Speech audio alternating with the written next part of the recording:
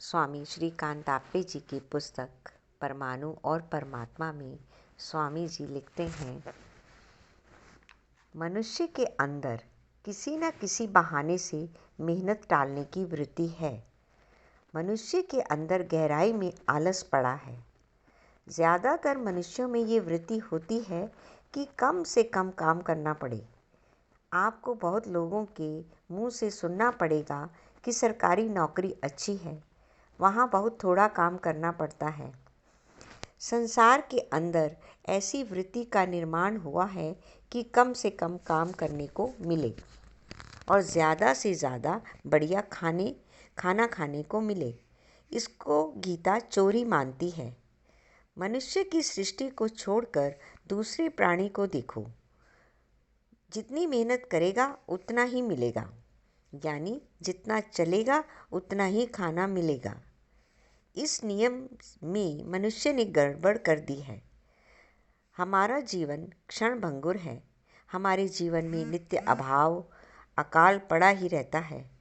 हमारे जीवन में बार बार खड्डे पड़ जाते हैं, उसमें मिट्टी डाल डालकर ठीक करना पड़ता है। हमारा जीवन यंत्र नित्य घिसता ही रहता है और इस जीवन को ठीक रखने के लिए हमें कर्म करना ही पड़ेगा। कर्म प्रकृति का नियम है और जब हम प्रकृति के नियम का पालन नहीं करते तब हमको दुख भोगना पड़ता है। महापुरुषों ने कहा है, चरे वेति, यानी चलते रहो, गतिमान रहो, कर्मरत रहो। हम में और परमात्मा में क्या फ़र्क है? परमात्मा परिपूर्ण है और परिपूर्ण ही रहेगा और हम अपूर्ण हैं। अपूर्ण को पूर्ण रखने के लिए कर्म करना पड़ेगा। हमारा भोजन क्या है? रोज़ रोज़ काया की मिट्टी घिस जाती है, गड्ढा पड़ जाता है। गड्ढे को ठीक करने के लिए मिट्टी डालने का नाम भोजन है।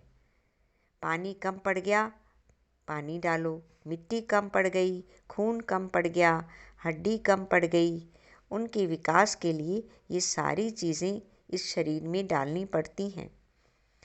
जो घाटा होता है उसकी पूर्ति करनी पड़ती है। हम मरने वाले हैं और इस स्थिति की पूर्ति करने के लिए हमको प्रार्थना के रूप में अपने में परमात्मा डालना पड़ता है। परमात्मा अजर अमर है। अगर हमने भी अजर अमर बनना है तो अजर अमर तत्व अपने भीतर डालना पड़ेगा और मौत का जो खड्डा पड़ने वाला है उसको ठीक करना पड़ेगा। चाहे आप कृष्ण कहो, राम कहो, वाहिगुरु कहो, अल्लाह कहो, गॉड कहो, जैसे हम अपनी पसंदगी का भोजन करते हैं वैसे ही अपनी पसंद ही का नाम जपते हैं।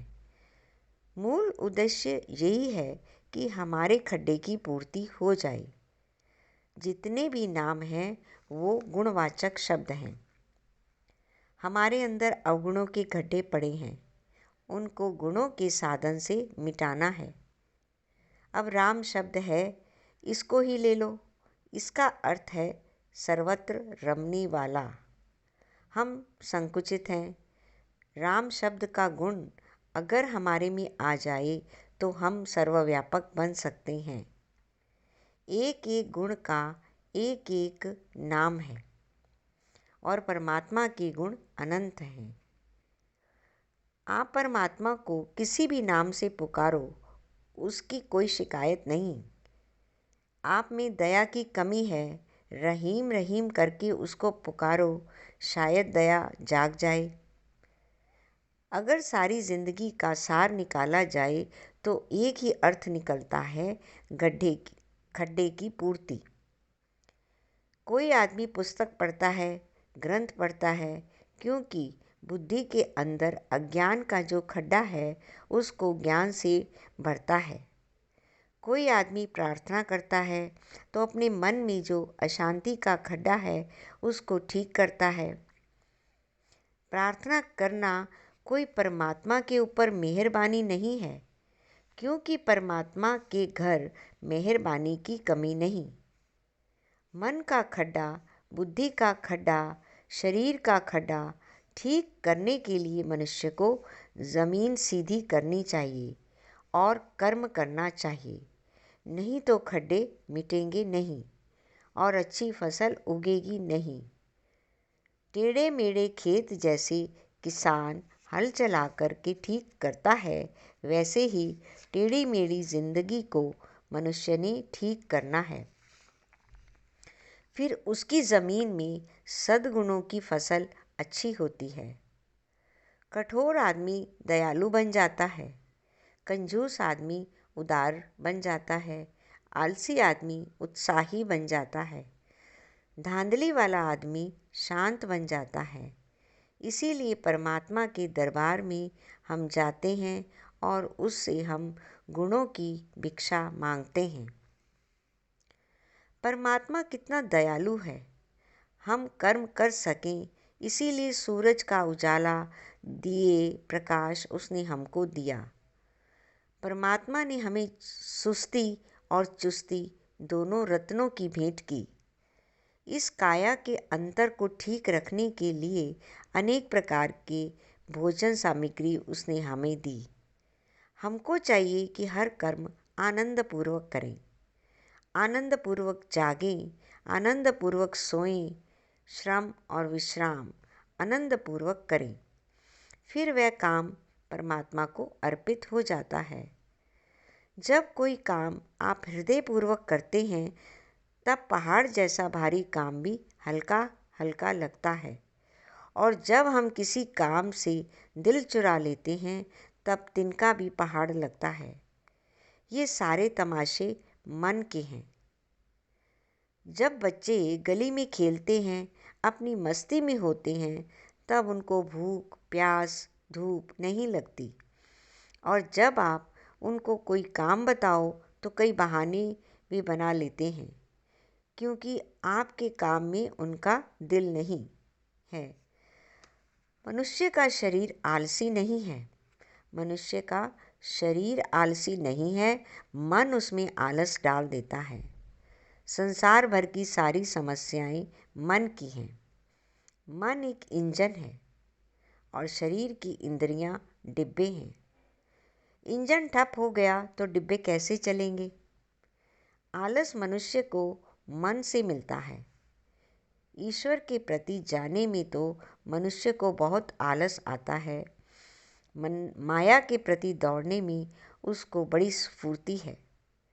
अगर मनुष्य में स्फूर्ति नहीं तो माया में कैसे दौड़ लगाता है? अच्छे कर्म करने में उसको क्यों आलस आ जाता है? आजकल घर घर में घर के काम के लिए नौकर रखने लग गए हैं। खाना बनाने के लिए एक, घर की सफाई के लिए एक, बर्तन मांजने के लिए एक, बगीचे के लिए एक, कार चलाने के लिए एक। कहने के लिए वे हैं मालिक, लेकिन वैसे वे नौकरों के गुलाम हैं। हर एक जगह पर यही सुनने को मिलेगा कि नौकर फटाफट काम करे और मालिक मालकिन आलस में पड़े रहें, गप्पे लगाएं या ताश खेलें या नॉवल पढ़ें। इसमें से सेठ और गुलाम का, मालिक और मजदूर का झमेला खड़ा हो गया है।